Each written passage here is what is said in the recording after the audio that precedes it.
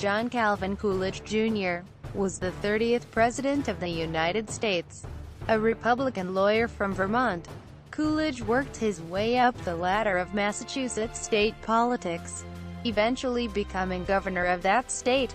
His response to the Boston police strike of 1919 thrust him into the national spotlight and gave him a reputation as a man of decisive action. Soon after, he was elected as the 29th vice president in 1920 and succeeded to the presidency upon the sudden death of Warren G. Harding in 1923. Elected in his own right in 1924, he gained a reputation as a small government conservative, and also as a man who said very little, although having a rather dry sense of humor. Coolidge restored public confidence in the White House after the scandals of his predecessor's administration, and left office with considerable popularity. As a Coolidge biographer wrote, he embodied the spirit and hopes of the middle class, could interpret their longings and express their opinions. That he did represent the genius of the average is the most convincing proof of his strength. Coolidge's retirement was relatively short, as he died at the age of 60 in January 1933, less than 2 months before his immediate successor, Herbert Hoover, left office. Though his reputation underwent a renaissance during the Ronald Reagan administration, modern assessments of Coolidge's presidency are divided. He is adulated among advocates of smaller government and laissez-faire. Supporters of an active central government generally view him less favorably, while both sides praise his stalwart support of racial equality. Birth and family history. John Calvin Coolidge Jr. was born in Plymouth Notch, Windsor County, Vermont, on July 4, 1872, the only U.S. president to be born on Independence Day. He was the elder of the 2 children of John Calvin Coolidge Sr. and Victoria Josephine Moore. Coolidge Sr. engaged in many occupations, but developed a statewide reputation as a prosperous farmer, storekeeper and public servant. He held various local offices, including Justice of the Peace and tax collector, and served in the Vermont House of Representatives as well as the Vermont Senate. Coolidge's family had deep roots in New England. His earliest American ancestor, John Coolidge, emigrated from Cottenham, Cambridgeshire, England, around 1630 and settled in Watertown, Massachusetts. Many of Coolidge's ancestors were farmers, and numerous distant cousins were prominent in politics. Early career and marriage. Education and law practice. Coolidge attended Black River Academy and then Amherst College, where he distinguished himself in the debating class. As a senior, joined the fraternity Phi Gamma Delta and graduated cum laude. While there, Coolidge was profoundly influenced by philosophy professor Charles Edward Garman, a Congregational mystic, with a neo-Hegelian philosophy. There is a standard of righteousness that might does not make right, that the end does not justify the means, and that expediency as a working principle is bound to fail. The only hope of perfecting human relationships is in accordance with the law of service, under which men are not so solicitous about what they shall get as they are about what they shall give. Yet people are entitled to the rewards of their industry. What they earn is theirs, no matter how small or how great. But the possession of property carries the obligation to use it in a larger service. At his father's urging after graduation, Coolidge moved to Northampton, Massachusetts to become a lawyer. To avoid the cost of law school, Coolidge followed the common practice of apprenticing with a local law firm, Hammond & Field, and reading law with them. John C. Hammond and Henry P. Field, both Amherst graduates, introduced Coolidge to law practice in the county seat of Hampshire County. In 1897, Coolidge was admitted to the bar, becoming a country lawyer. Marriage and family. In 1905, Coolidge met Grace Anna Goodhue, a University of Vermont graduate and teacher at the Clark School for the Deaf. That year they were engaged in early summer and married on October 4, 1905 at 2:30 p.m. at Grace's family's house, in the front of the bay window of the parlor. After an attempt in vain by Grace's mother to postpone the vows, she was never enamored with Coolidge, nor he with her. The Coolidges had two sons, John and Calvin Jr. Calvin's death at age 16 from blood poisoning brought on by an infected blister hurt him terribly. According to son John, John became a railroad executive, helped to start the Coolidge Foundation, and was instrumental in creating the President Calvin Coolidge State Historic Site. Local political office. City offices. The Republican Party was dominant in New England in Coolidge's time, and he followed Hammond's and Field's example by becoming active in local politics. State legislator and mayor. In 1906, the local Republican committee nominated Coolidge for election to the State House of Representatives. He won a close victory over the incumbent Democrat, and reported to Boston for the 1907 session of the Massachusetts General Court. Instead of vying for another term in the State House, Coolidge returned home to his growing family and ran for mayor of Northampton when the incumbent Democrat retired. He was well liked in the town, and defeated his challenger by a vote of 597 to 409. In 1911, the state senator for the Hampshire County area retired and successfully encouraged Coolidge to run for his seat for the 1912 session. Coolidge defeated his Democratic opponent by a large margin. Do the day's work, if it be to protect the rights of the weak. Whoever objects, do it, if it be to help a powerful corporation better to serve the people. Whatever the opposition, do that. Expect to be called a stand-patter, but don't be a stand-patter. Expect to be called a demagogue, but don't be a demagogue. Don't hesitate to be as revolutionary as science. Don't hesitate to be as reactionary as the multiplication table. Don't expect to build up the weak by pulling down the strong. Don't hurry to legislate. Give administration a chance to catch up with legislation. Have faith in Massachusetts as delivered by Calvin Coolidge to the Massachusetts State Senate, 1914. In the 1913 session, Coolidge enjoyed renowned success in arduously navigating to passage the Western Trolley Act, which connected Northampton with a dozen similar industrial communities in western Massachusetts. Coolidge's speech was well received, and he attracted some admirers on its account. Lieutenant Governor and Governor of Massachusetts. Coolidge entered the primary election for lieutenant governor and was nominated to run alongside gubernatorial candidate Samuel W. McCall. Coolidge was the leading vote-getter in the Republican primary, and balanced the Republican ticket by adding a Western presence to McCall's Eastern base of support. In Massachusetts, the lieutenant governor does not preside over the state senate, as is the case in many other states. Nevertheless, as lieutenant governor, Coolidge was a deputy governor functioning as administrative inspector and was a member of the Governor's Council. He was also chairman of the Finance Committee and the Pardons Committee. 1918 election. Coolidge was unopposed for the Republican nomination for governor of Massachusetts in 1918. He and his running mate, Channing Cox, a Boston lawyer and Speaker of the Massachusetts House of Representatives, ran on the previous administration's record: fiscal conservatism, a vague opposition to prohibition, support for women's suffrage, and support for American involvement in World War I. Boston police strike. In 1919, in reaction to a plan of the policemen of the Boston Police Department to register with a union, Police Commissioner Edwin U. Curtis announced that such an act would not be tolerated. In August of that year, the American Federation of Labor issued a charter to the Boston Police Union.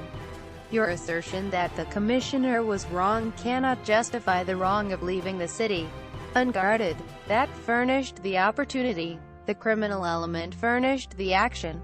There is no right to strike against the public safety by anyone, anywhere, anytime. I am equally determined to defend the sovereignty of Massachusetts and to maintain the authority and jurisdiction over her public officers where it has been placed by the Constitution and laws of her people." Quote. Coolidge, sensing the severity of circumstances were then in need of his intervention, conferred with Crane's operative, William Butler, and then acted. Although he usually acted with deliberation, the Boston police strike gave him a national reputation as a decisive leader, and as a strict enforcer of law and order. 1919 election. Coolidge and Cox were renominated for their respective offices in 1919. By this time Coolidge's supporters, especially Stearns, had publicized his actions in the police strike around the state and the nation, and some of Coolidge's speeches were published in book form. Legislation and vetoes as governor. By the time Coolidge was inaugurated on January 2, 1919, the First World War had ended, and Coolidge pushed the legislature to give a $100 bonus to Massachusetts veterans. He also signed a bill reducing the workweek for women and children from 54 hours to 48, saying, "We must humanize the industry, or this system will break down." Quote. Coolidge also wielded the veto pen as governor. His most publicized veto prevented an increase in legislators' pay by 50%. Vice Presidency. 1920 election. At the 1920 Republican National Convention, most of the delegates were selected by state party conventions, not primaries. As such, the field was divided among many local favorites. The Democrats nominated another Ohioan, James M. Cox, for president and the Assistant Secretary of the Navy, Franklin D. Roosevelt, for vice president. The question of the United States joining the League of Nations was a major issue in the campaign, as was the unfinished legacy of progressivism. Silent Cal. The U.S. Vice Presidency did not carry many official duties, but Coolidge was invited by President Harding to attend cabinet meetings, making him the first vice president to do so. As the U.S. Vice President, Coolidge and his vivacious wife Grace were invited to quite a few parties, where the legend of Silent Cal was born. It is from this time that most of the jokes and anecdotes involving Coolidge originate. Although Coolidge was known to be a skilled and effective public speaker, in private he was a man of few words and was commonly referred to as Silent Cal. A possibly apocryphal story has it a matron, seated next to him at a dinner, said to him, "I made a bet today that I could get more than 2 words out of you." Quote. He replied, "You lose." Quote. As president, Coolidge's reputation as a quiet man continued. The words of a president have an enormous weight, he would later write, and ought not to be used indiscriminately. Quote. Presidency. On August 2, 1923, President Harding died unexpectedly in San Francisco while on a speaking tour of the Western United States. Vice President Coolidge was in Vermont visiting his family home, which had neither electricity nor a telephone, when he received word by messenger of Harding's death. His father, a notary public and justice of the peace, administered the oath of office in the family's parlor by the light of a kerosene lamp at 2:47 a.m. On August 3, 1923, President Coolidge then went back to bed. Coolidge returned to Washington the next day, and was sworn in again by Justice Adolph A. Holling Jr. of the Supreme Court of the District of Columbia, to forestall any questions about the authority of a state official to administer a federal oath. Coolidge signing the Immigration Act and some appropriation bills. General John J. Pershing looks on. The nation initially did not know what to make of Coolidge, who had maintained a low profile in the Harding administration. Many had even expected him to be replaced on the ballot in 1924. Although a few of Harding's cabinet appointees were scandal-toured, Coolidge retained all of them, out of an ardent conviction that as successor to a deceased elected president he was obligated to retain Harding's counselors and policies until the next election. He kept Harding's able speechwriter Judson T. Welliver. Stuart Crawford replaced Welliver in November 1925. Coolidge addressed Congress when it reconvened on December 6, 1923, giving a speech that supported many of Harding's policies, including Harding's formal budgeting process, the enforcement of immigration restrictions and arbitration of coal strikes ongoing in Pennsylvania. On June 2, 1924, Coolidge signed the act granting citizenship to all Native Americans born in the United States. By that time, two-thirds of the people were already citizens, having gained it through marriage. Military service. Veterans of World War I were granted citizenship in 1919, or the land allotments that had earlier taken place. 1924 election. The Republican Convention was held on June 10, 12, 1924, in Cleveland, Ohio. Coolidge was nominated on the first ballot. The Democrats held their convention the next month in New York City. The convention soon deadlocked, and after 103 ballots, the delegates finally agreed on a compromise candidate, John W. Davis, with Charles W. Bryan nominated for vice president. The Democrats' hopes were buoyed when Robert M. La Follette Sr., a Republican senator from Wisconsin, split from the GOP to form a new progressive party. Many believed that the split in the Republican Party, like the one in 1912, would allow a Democrat to win the presidency. After the conventions and the death of his younger son Calvin, Coolidge became withdrawn. He later said that, when he industry and trade, it is probable that a press which maintains an intimate touch with the business currents of the nation is likely to be more reliable than it would be if it were a stranger to these influences. After all, the chief business of the American people is business. They are profoundly concerned with buying, selling, investing and prospering in the world. Emphasis added. President Calvin Coolidge's address to the American Society of Newspaper Editors, Washington, D.C., January 25, 1925.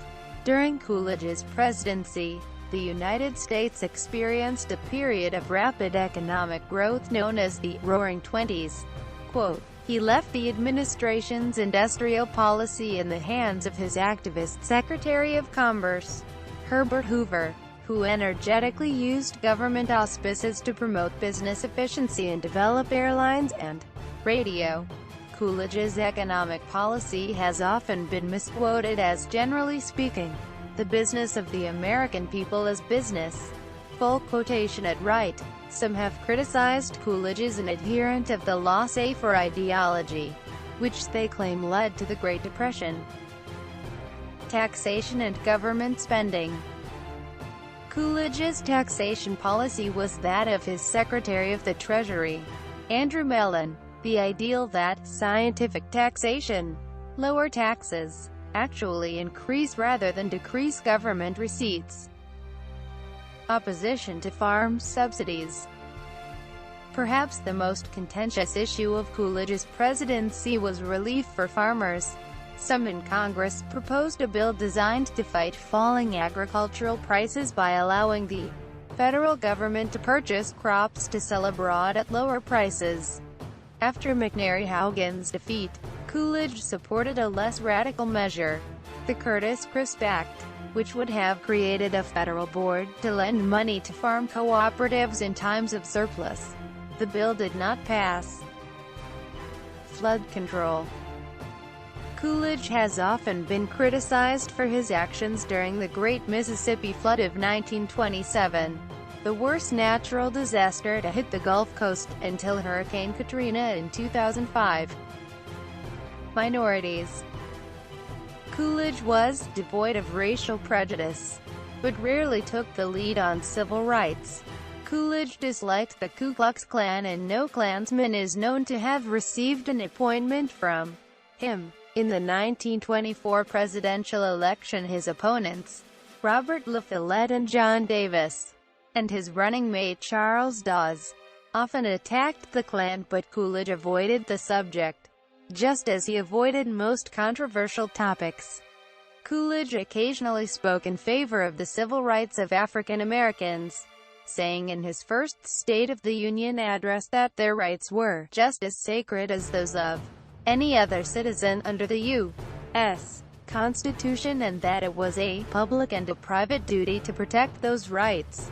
Quote, Coolidge repeatedly called for laws to make lynching a federal crime. It was already a state crime. Congress refused to pass any such legislation. On June 2, 1924, Coolidge signed the Indian Citizenship Act, which granted U.S. citizenship to all American Indians living on reservations. Indians off reservations had long been citizens.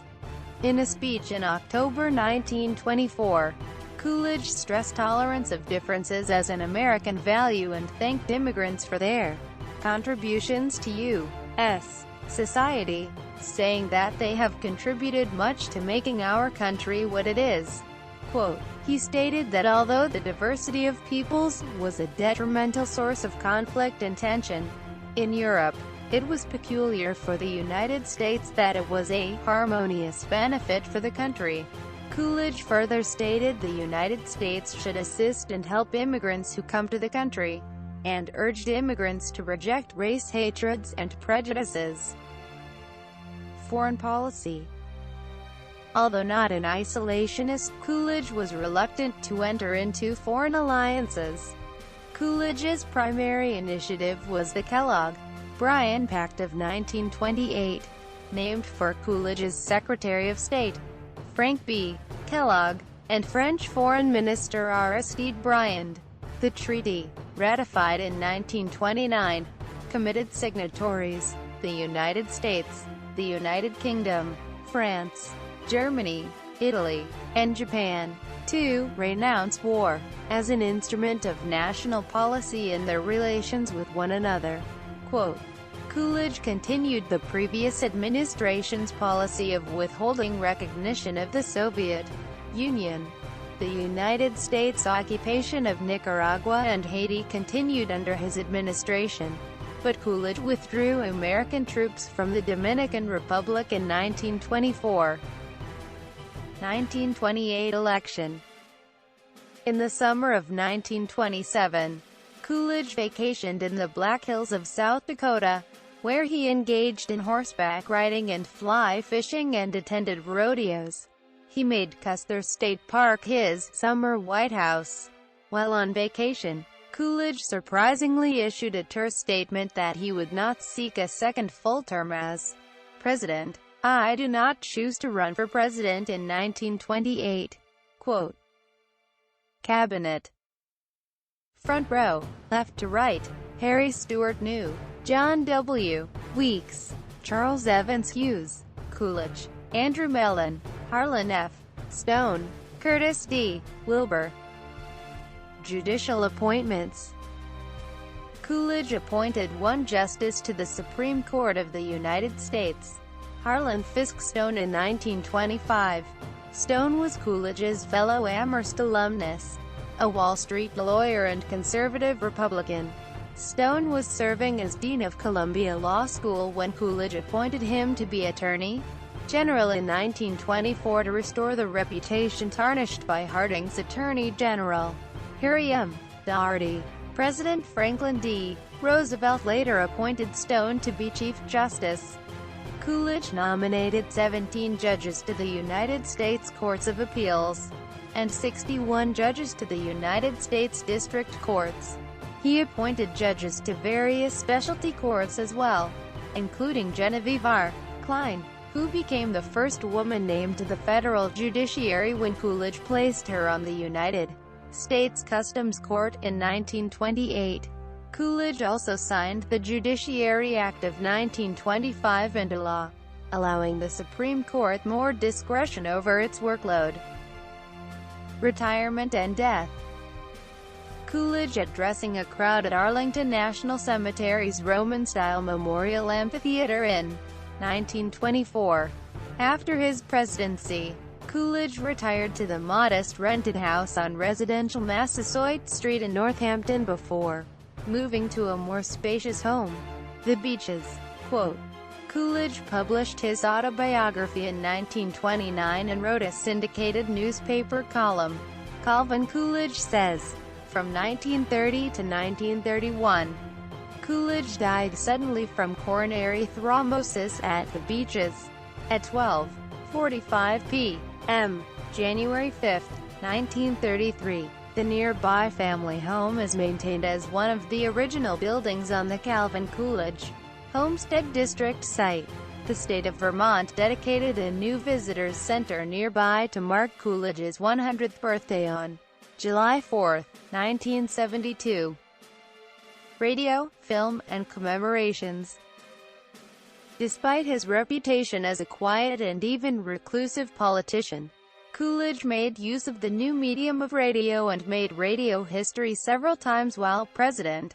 He made himself available to reporters, giving 520 press conferences, meeting with reporters more regularly than any president before or since. When Charles Lindbergh arrived in Washington on a U.S. Navy ship after his celebrated 1927 transatlantic flight, President Coolidge welcomed him back to the U.S., and a sound-on-film record of the event exists.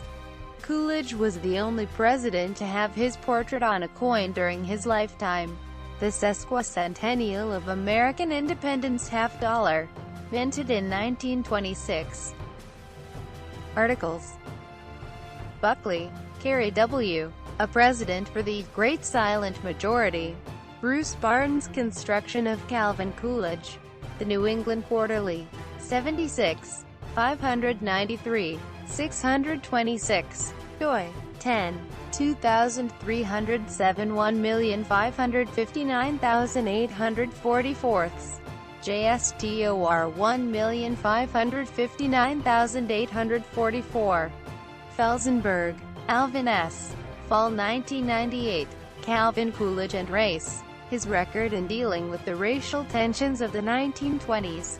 New England Journal of History. 55, 83, 96. Galston, Miriam. Activism and Restraint. The Evolution of Harlan Fiske Stone's Judicial Philosophy. 70 Toole, L. Rev. 137. Gilbert, Robert E. Calvin Coolidge's Tragic Presidency. The Political Effects of Bereavement and Depression. Journal of American Studies. 39, 87, 109. doi. 10. 1017, SO21875805009266. JSTOR 27557598. Rouse, Robert. Happy anniversary to the first scheduled presidential press conference? 93 years young. Quote, American Chronicle. Sibley, Catherine A. S. ed. A Companion to Warren G. Harding, Calvin Coolidge, and Herbert Hoover. 616 pp. Essays by scholars stressing historiography. Till, L. John Vann, A Man of Character Not Silent Cal. Thinking Cal. Correcting the Faulty Historical Image of Calvin Coolidge. New England Journal of History 68 No. 2 pp 28. 41. Historiography. Coolidge, Calvin. Have Faith in Massachusetts. A collection of speeches and messages. Houghton Mifflin.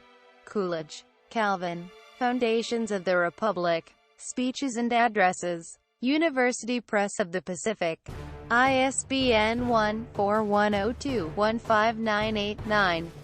Coolidge, Calvin. The Autobiography of Calvin Coolidge. Cosmopolitan Book Corp.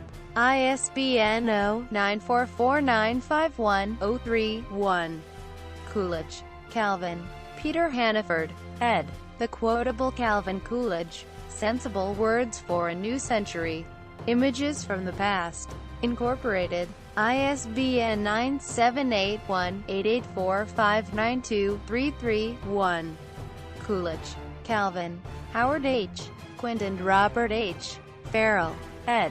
The Talkative President. The Off-the-Record Press Conferences of Calvin Coolidge. University of Massachusetts Press.